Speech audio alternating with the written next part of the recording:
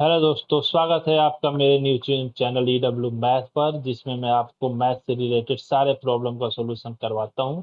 और इस सॉल्यूशन का एक ही सॉल्यूशन है आपकी प्रॉब्लम का, ईडब्ल्यू मैथ। ठीक है, तो शुरू करते हैं। जो मेरा सीरीज चल रहा है परसेंटेज का, ऑलरेडी मैंने पार्ट 1 और पार्ट 2 आपके लिए डाल चुका हूँ। जाइए और देखिए और अपने दोस्तों को दिखाइए। शुरू करते हैं। तो परसेंटेज में जो है, मैंने टाइप वाइज डिसाइड किया था कि टाइप वाइज करेंगे। तो टाइप 1 से टाइप 5 के क्वेश्चन सारे मैंने डाल दिए। वहां पे जाइए और देखिए और अपने दोस्तों के साथ शेयर कीजिए। Please subscribe my channel and share my channel. So इधर देखिए, अब टाइप 6 है।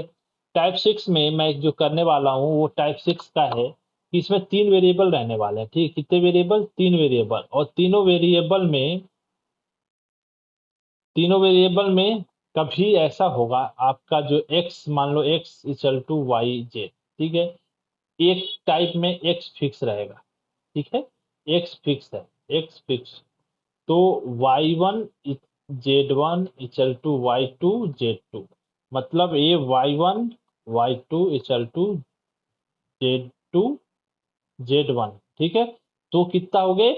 इनवर्सली प्रोपोर्शनल, व्युत्क्रमानुपाती हो गए, समानुपाती ना होके व्युत्क्रमानुपाती हो गए। तो मेरी जो y1 की वैल्यू है, मैं अपने आप उसको z2 के बराबर कर दूंगा क्वेश्चन में, रेशियो में। और y2 की वैल्यू z1 के बराबर कर दूंगा। ठीक है, अभी देखते हैं कैसे करूँ। मान लो एक क्वेश्चन है कि एक जो है ना, 100 रुपए पर केजी चीनी है आज के समय। ठीक है, 600 रुपए खर्च करता है। ठीक है, और जो खरीदता है वो 6 केजी खरीदता है। ठीक है, तो इसमें आप देखोगे, आप क्या देखो, यहाँ पे अगर देखो आप कि खर्च की वैल्यू जो है, खपत मल्टीप्लाई बाई मूल्य, ये है।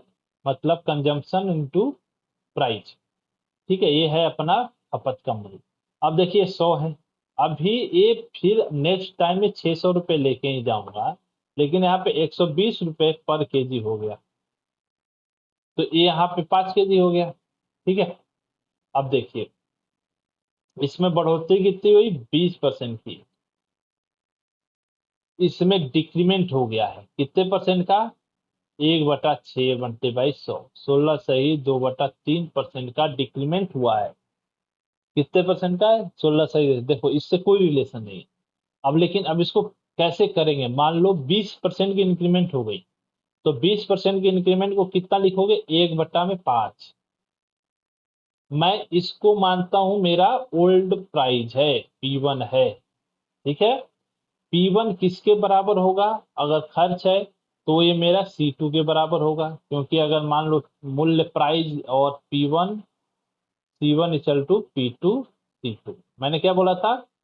C2 के बराबर, और P2 कितना हो जाएगा? C1 के बराबर।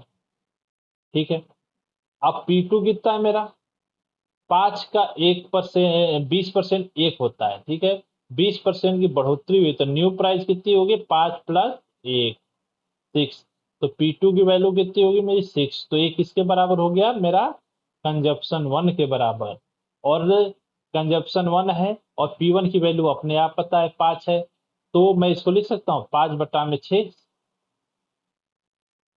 C2/C1। दोनों में डिफरेंस कितने हैं? 1 का। तो 1/6 × 100। ये मेरा परसेंटेज। ठीक है, ऐसे रिलेटेड नेक्स्ट टाइप का क्वेश्चन आता है। ठीक है, एक फॉर्मूला से भी क्वेश्चन है। फॉर्मूला क्या कहता है? मान लो एक्स फिक्स है, आपका ए फिक्स है, और दो वेरिएबल, एक इंक्रीमेंट होगा इधर डिक्रीज होगा। मान लो एक R% से इंक्रीमेंट हो रहा है, तो दूसरे कितने परसेंट से डिक्रीमेंट होगा? इससे रिलेटेड क्वेश्चन भी इसी से होंगे। ठीक है, तो R/100 plus R multiply by 100 कर दो, इतने परसेंट से डिक्रीमेंट होगा उसमें। सेम मान लो ए R% से दूसरा वाला वैल्यू इंक्रीज हो रहा है, सॉरी अब डिक्रीज हो, इंक्रीज का तो बता दिया। तो दूसरा वाला वैल्यू इंक्रीज होगा, क्योंकि उसको तो वो रहना है, बराबर ही रहना है, फिक्स है एक्स। 100 - R मल्टीप्लाई बाई 100% से इंक्रीमेंट हो। ठीक है, इसमें कोई दिक्कत आपको नहीं है? Thank you. नेक्स्ट आते हैं और इसको सोल्व करते हैं।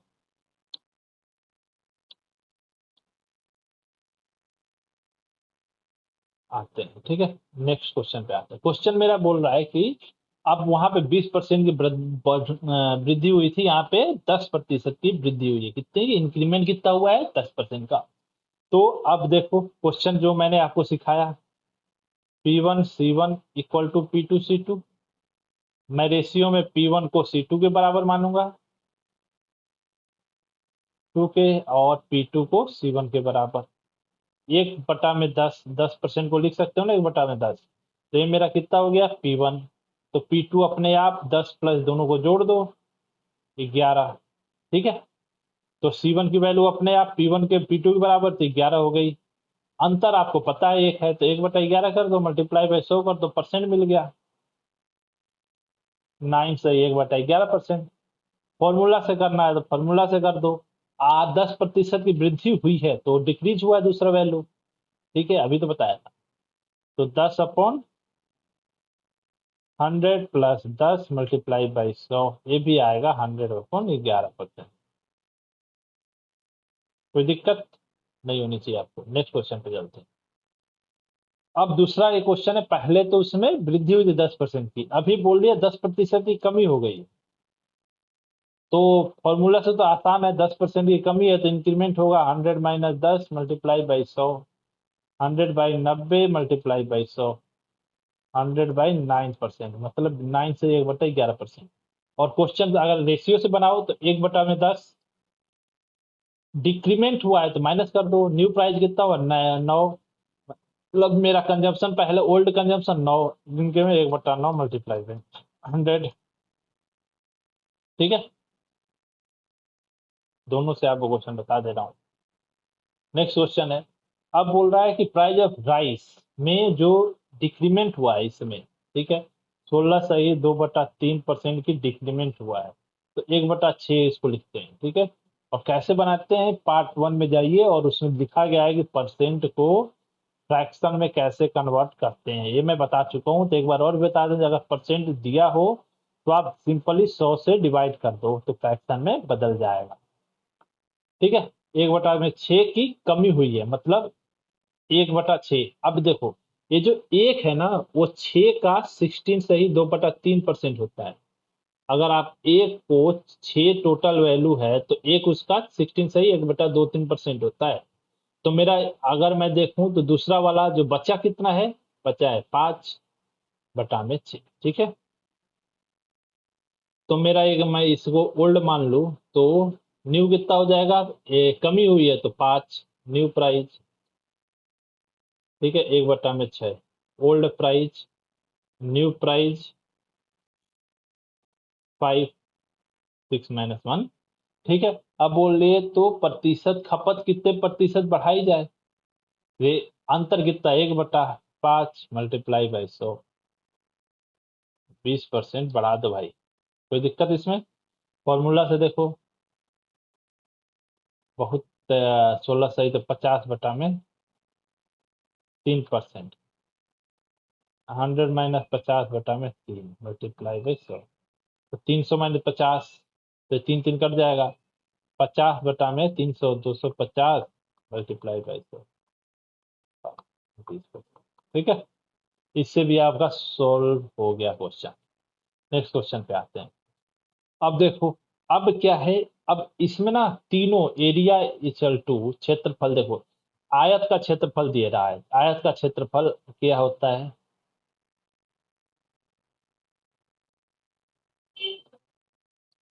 लंबाई और चौड़ाई। ठीक है, तो इसको आयत का क्षेत्रफल को ए लिखो, लंबाई को एल लिखो, इसको बी लिखो। ठीक है, तो एल इंटू बी। अब बोल रहा है कि मेरा ए जो न्यू है वो, एल तो 20% बढ़ गया, लेकिन बी जो है 10% कम हो गया। अब दोनों है, इसमें आप दोनों बढ़ रहे हैं और घट रहे हैं, और तीसरा परिवर्तन भी हो रहा है। फिक्स तो रहा नहीं, इसमें आप फॉर्मूला नहीं लगा सकते। क्या नहीं लगा सकते? फॉर्मूला नहीं लगा सकते। तो आप सिंपल सा क्या करो, a new upon A old. ठीक है, ऐसे करो। और ये जो एल है, एल का कितना प्रतिशत? 120%। अगर तो सिंपल सा भी है तो लिख दो 120/100 एल, और ये 90 है, 90/100 ए बी, और बटा में कितना है LB, LB से LB कैंसिल, ठीक है। अगर मैं देखूं फिर से 120 ए डैश अपॉन ए, 120 बटा में 100 और 90 बटा में 100। अगर मैं इसको कवर करूं 100 और ये 6 और 5, ठीक है, 3 और 5, तो 18/25 हो रहे हैं, ठीक है। 7/25 का अंतर है, ठीक है।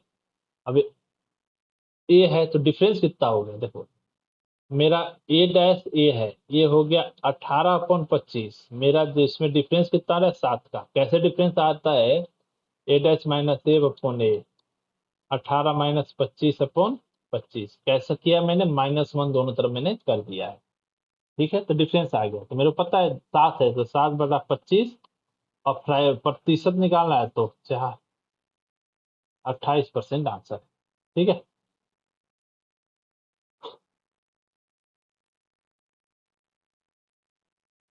नहीं दिया, क्वेश्चन गलत हो गया कहीं तो कुछ, देखो इसमें मैं तो प्रैक्टिस करता नहीं हूँ, कहीं ना कहीं गलती हुआ है, देखो इसमें कहाँ गलती हुआ है, खोजो, फिर से करते हैं। गलती हुई है तो उसको सुधारो इसी में, ये नहीं कि उसको एडिट करते नहीं है, मैं ऐसा नहीं करता हूँ। ए डैश अपॉन ए, ठीक है, कितना है 20% को कितना लिख सकते हो, 1/5 मतलब 6, तो 6 ठीक है, 120 पहले बटा में 100 मल्टीप्लाई बाई 90/100, यही है। कैसे कैंसिल हो गया ये पता नहीं, देखते हैं। 3 और 4, 25, ओ सॉरी, फिर से लिखना पड़ेगा, मेरा मिट गया वो, ठीक है। अब ये 8 डैश है, ठीक है, 120/100 मल्टीप्लाई बाई 90/100, ठीक है। एल बी कट गया है, ये था तो आपको अब पता ही है। क्वेश्चन कैलकुलेशन गलत है बस, और क्वेश्चन 6/5, 19, ये हो गया 3 बार में, ये हो गया 5 बार में। मैंने नॉट दिस 27 होता है, मैंने 18 कर दिया था, 27/25, डिफरेंस कितना हो गया 2 का, 2/25 मल्टीप्लाई बाई 100, 4, 8%, ठीक है। 9 × 3 करने को 9 × 2 कर दिया था गलती से, ठीक है। तो ये आपका 8% की बढ़ोतरी हुई है, आपकी इंक्रीमेंट हुआ है, ठीक है। नेक्स्ट क्वेश्चन, नेक्स्ट क्वेश्चन बोल रहा है कि वैसे सेम, अब एक तरीका इसका और है, परसेंटेज से ना करना है। मान लो इसने बोला 20% की बढ़ोतरी हुई है, एक बोल रहा है 10% की घटोतरी हुई है, ठीक है। इंक्रीमेंट डिक्रीमेंट तो आप समझते हो, तो 20% को क्या लिख सकते हो, 1/5, 10% को 1/11 लिख सकते हो। कितनी हुई है बढ़ोतरी, 6/5, एक जोड़ दो, इसमें क्या हुआ है 1/10, घटोतरी तो 9/10, डायरेक्ट लिख दो, ये नया और ये पुराना, डायरेक्ट लिख दो, ठीक है। अगर ऐसे करोगे तो सेम 27/25, इसमें डिफरेंस 2 का, ये ओल्ड मान लो, इसको ओल्ड ही रहता, नीचे वाला ओल्ड मान के फिर मल्टीप्लाई कर दिया, कितना हो गया 100, इसको 4 बार में तो 8%, ठीक है। रेशियो परसेंटेज दोनों आपको बता दिए। सेम इसको देखो, ये 62% की बढ़ोतरी हो गई, इसमें बहुत बड़ा लेंदी होने वाला है क्वेश्चन। अब क्या हो गया 162%, ठीक है। और ये कितना हो गया, उसकी चौड़ाई 100 में 72 घटाओगे तो कितना बचेगा, 8 और 9 मिले 2, 28%, ये 28% बचा, ठीक है। तो ए डैश अपॉन ए, सेम 162/100, 28/100, यही होने वाला है। इससे चौड़ाई इतनी कम हो जाती है, क्षेत्रफल में परिवर्तन ज्ञात कीजिए। 162 को 81 लिख सकते हैं, इसको 50 लिख सकते हैं, ठीक है। इसको 7 लिख सकते हैं, इसको 40, 25 लिख सकते हैं, ठीक है। 7, 8 सत्ते 56 अपन 0, 25 बचे 125, इतना है, ठीक है। इतना है, आप करके देख लीजिए, आपका आंसर आ जाए, ठीक है। अब आते हैं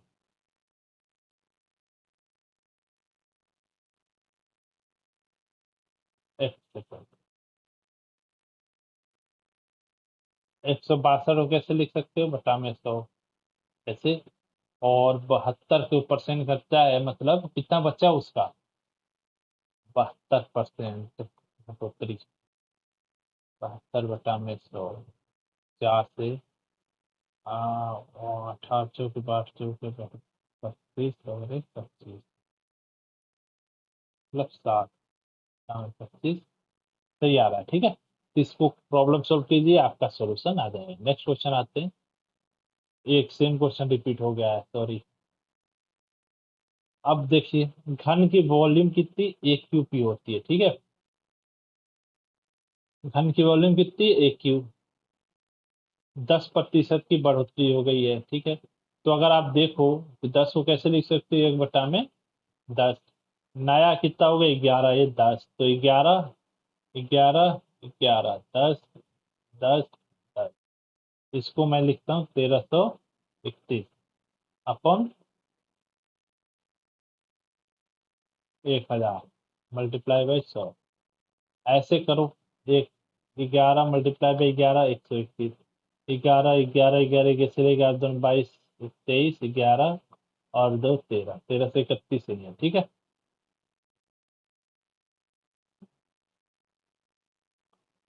331 बटा में 1000, डिफरेंस तो इतना ही आएगा, मल्टीप्लाई बाई 100 करो, आपका आंसर आ जाएगा ये। ठीक है, नेक्स्ट क्वेश्चन आपको लिए, कोई मैं पीडीएफ डिस्क्रिप्शन में डाल दूंगा, आप देखते रहिएगा। नेक्स्ट क्वेश्चन है कि अब देखिए, अभी तक जो मैं बोल रहा था कि प्राइस जो है ना फिक्स रह रहा है, मतलब खर्च जो है मेरा फिक्स रह रहा था। लेकिन अभी देखो, एक खर्च फिक्स नहीं है, इसमें खर्च बढ़ घट रहा है, क्या है, बढ़ भी रहा है और इंक्रीमेंट और डिक्रीमेंट जब भी हो रहा है। ठीक है, अब बोल रहा है चावल की कीमत 40% कम हो गई है, तो चावल की खपत कितने प्रतिशत बढ़ाई जाए कि खर्च केवल 25% कम हो। कितना प्रतिशत कम हो, 25%। E1 E2, जाहिर सी बात है। तो P1 C1 P2 C2, 25% कम मतलब 1/4। ठीक है, रेशियो कितना होगा, 3/4। ठीक है, मेरा न्यू है, ये ओल्ड है, न्यू, ये ओल्ड।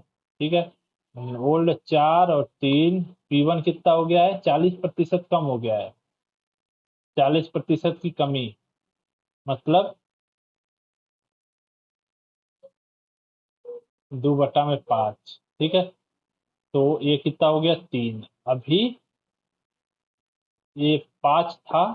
ठीक है, P1 5 था, P2 3 है। ठीक है, C1 और C2 की वैल्यू निकालनी है, तो 3 से 3 गया, 4/5 C1 और C2। तो मैं देख लूं, तो C2/C1 = 5/4। कोई दिक्कत है इसमें? मैं क्या बोला कि सिंपल सा 60% की कमी हो गई है, तो कितना अंतर आ गया इसमें, इसमें 3 का अंतर आ गया, मतलब मेरा ओल्ड तो 5 है, न्यू कितना होगा, 3 होगा। जब मैं 1/5 कर रहा था तो 1 से डिवाइड माइनस कर रहा था, ऐसे 2 से माइनस करूंगा, कोई दिक्कत नहीं। इसको 1 की जगह 2 लगा दो तो 3 आ जाएगा। वही किया मैंने, ए, यहाँ पे किया मैंने, आपको 5 ओल्ड था, 3 न्यू था। ठीक है, C1 C2 निकालने हैं मुझे, 4 और 3 ऐसे कर दिए हैं, 3 3 से कट गया, 4/5 C2/C1। इन दोनों में डिफरेंस कितना है, 1 का। 1/4 मल्टीप्लाई बाई 100, कितना वृद्धि हो रही है ना, इंक्रीमेंट ही हो रहा है, 25% की बढ़ाई जा रही है।